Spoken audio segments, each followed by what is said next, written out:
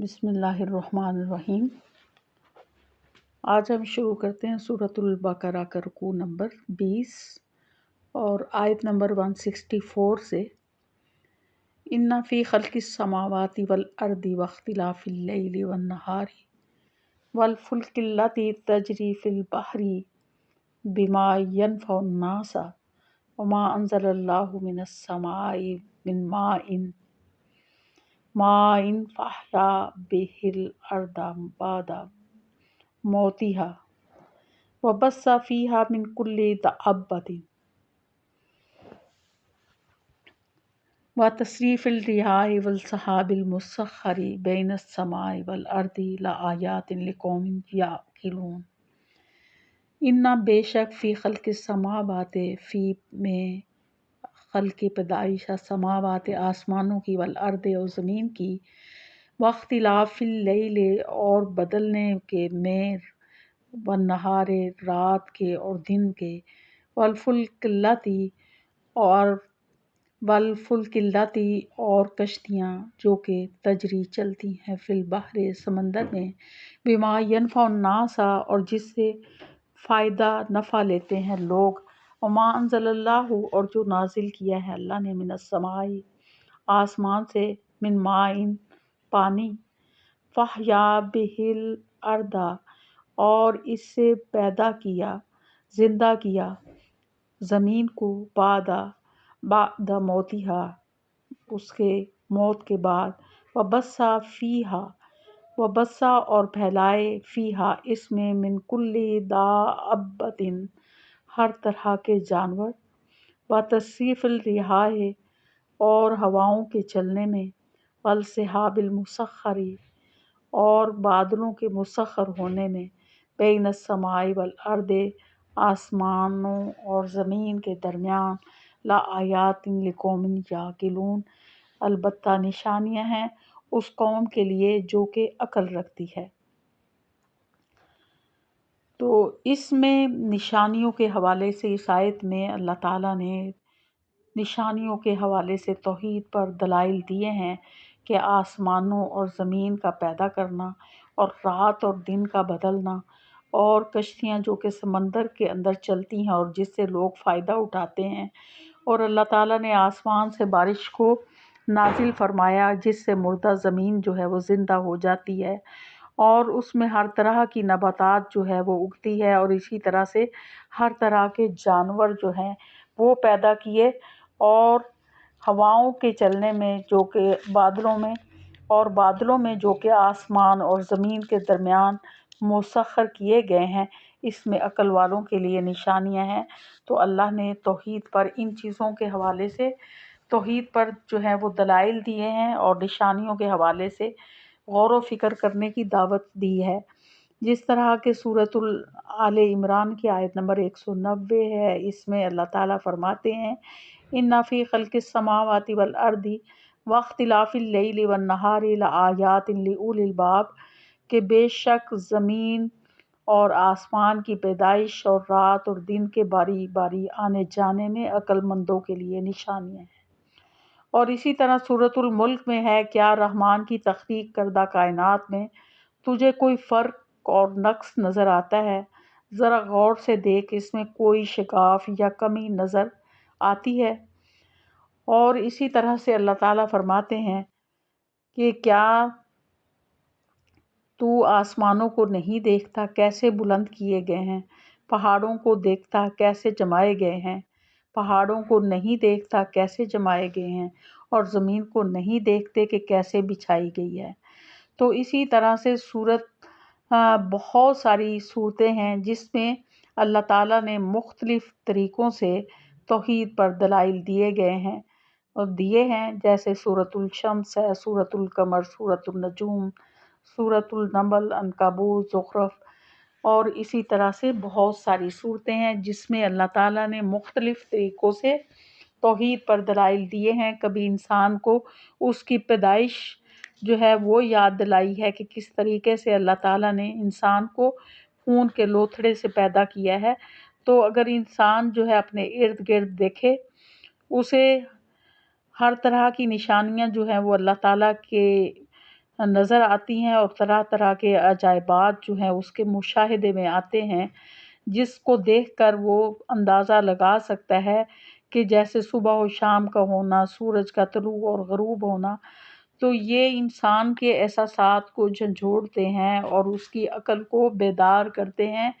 کہ وہ دیکھے کہ اللہ تعالیٰ نے خالق کائنات نے کس طرح سے اس کے لیے یہ نشانیاں پیدا کی ہیں۔ اللہ تعالیٰ نے آسمان سے بارش کو نازل کیا جس سے مردہ زمین جو ہے وہ زندہ ہو جاتی ہے اور اس سے طرح طرح کی نباتات جو ہے وہ اگتی ہے، جو کہ انسان کے رزق کے طور پر کام آتی ہے۔ اس میں پھل اور میوے اور غلے اور بہت ساری چیزیں پیدا ہوتی ہیں۔ تو یہ پانی جو ہے وہ کتنی برکت کا باعث ہے، جس سے بنجر زمین جو ہے وہ دوبارہ زندہ ہو جاتی ہے۔ نہ صرف یہ بلکہ خشکی اور تری کے طرح طرح کے جانور جو ہیں وہ پھیلائے ہیں، اور فضا میں خوبصورت قسم کے پرندے جو ہیں وہ اپنے پر پھیلائے اڑتے پھرتے ہیں، اور اسی طرح سے مختلف سریلی آوازوں کے پرندے، خشکی کے اور تری کے پرندے پیدا کیے ہیں۔ تو ہر چیز اگر غور انسان کرنے والا ہے، عقل مند ہے، تو اس کو بہت ساری نشانیاں نظر آتی ہیں کہ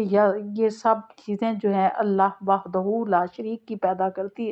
پیدا کردہ ہیں۔ آسمان کی تخلیق کی طرف دیکھیں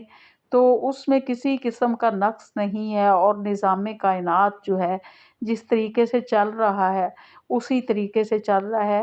کہ چاند جو ہے وہ اپنی مدار میں گھوم رہا ہے، اسی طرح سے سورج اپنے مدار میں گردش کر رہا ہے، اور اسی طرح سے مختلف سیارے جو ہیں اپنے اپنے مداروں میں گردش کر رہے ہیں۔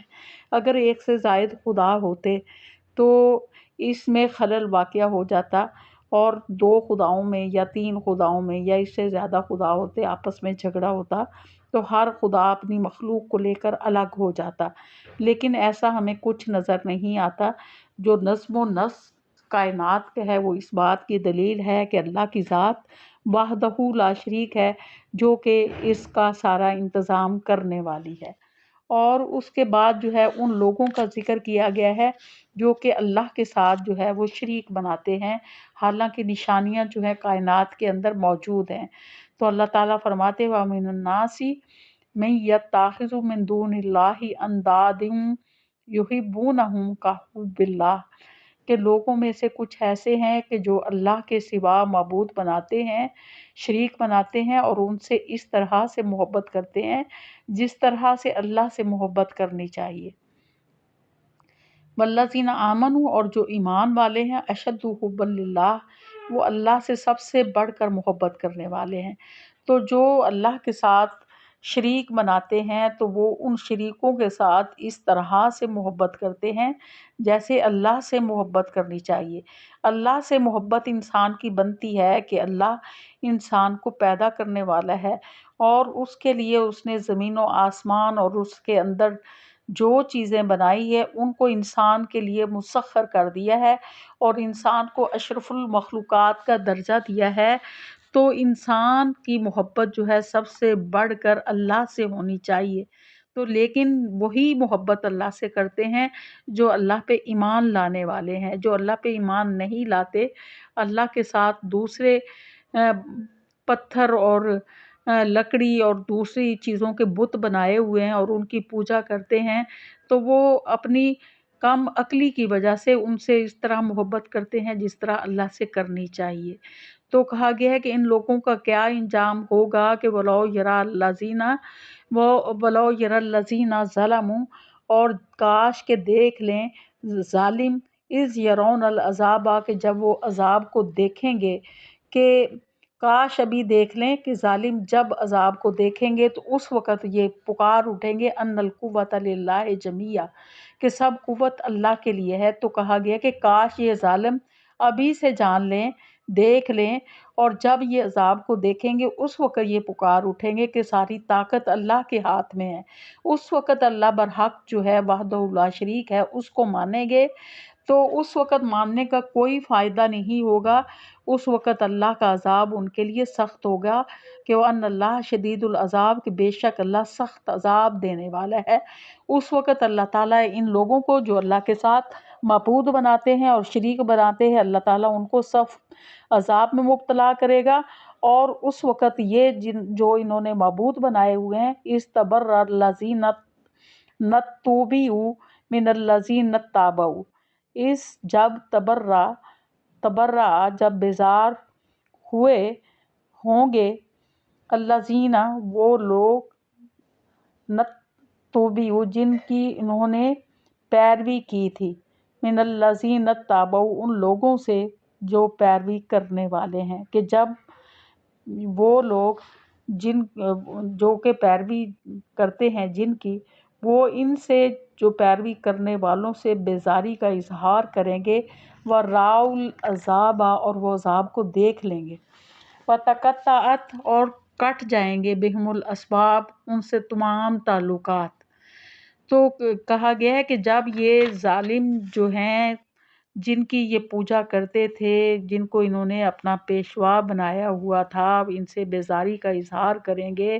ان لوگوں سے جو کہ ان کی پیروی کرنے والے تھے، جو ان کی پوجا کرنے والے تھے، عذاب کو دیکھ لیں گے تو وہ ان سے بیزاری کا اظہار کریں گے، اور ان سے ہر قسم کے تعلقات جو ہیں وہ کٹ جائیں گے، ان کے ساتھ ان کا کوئی تعلق نہیں ہوگا، کوئی اسباب نہیں ہوں گے۔ تو اس وقت وہ قال الذین اتبعوا، تو پھر وہ لوگ کہیں کہ جنہوں نے ان کی پیروی کی تھی، ان بتوں کی پوجا کی تھی، لو ان لنا کرۃ،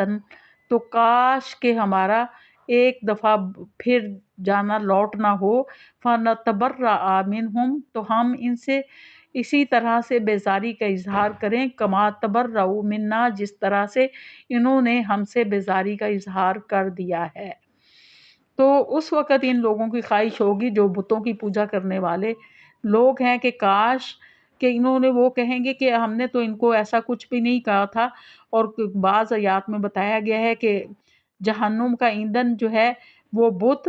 جن کو انہوں نے خدا بنایا ہوا تھا وہ ہوں گے، اور وہ انسان جو کہ ان بتوں کی پوجا کرنے والے وہ جہنم کا ایندھن ہوں گے۔ تو اس وقت وہ چیزیں جن کی یہ پوجا کرتے تھے وہ ان سے بیزاری کا اظہار کریں گے،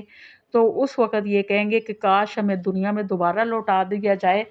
تو ہم اسی طرح سے ان سے بیزاری کا اظہار کریں، لا تعلقی کا اظہار کریں، جس طرح آج یہ ہم سے لا تعلقی کا اظہار کر رہے ہیں۔ تو اللہ تعالیٰ فرماتے ہیں کذالک یریہم اللہ اعمالہم، اس طرح اللہ ان کو دکھائے گا ان کے اعمال، حسرات علیہم ان پر حسرت بنا کر، وما ہم بخارجین من النار اور وہ آگ سے نہیں نکالے جائیں گے۔ تو اس وقت یہ چیز ان کے لیے باعث حسرت ہوگی کہ جو انہوں نے اعمال کیے تھے اور غلط اعمال کیے تھے دوسروں کو اللہ کے ساتھ شریک بنا کر، تو وہ سارے اعمال ان کے لیے باعث حسرت ہوں گے، اور اس وقت وہ اس پر ندامت اور پشیمانی محسوس کریں گے، لیکن وہ حسرت جو ہے ان کے کسی کام نہیں آئے گی، اور وہ حسرت انہیں آگ سے نکالنے والی نہیں ہوگی۔ وآخر دعوانا الحمدللہ رب العالمین۔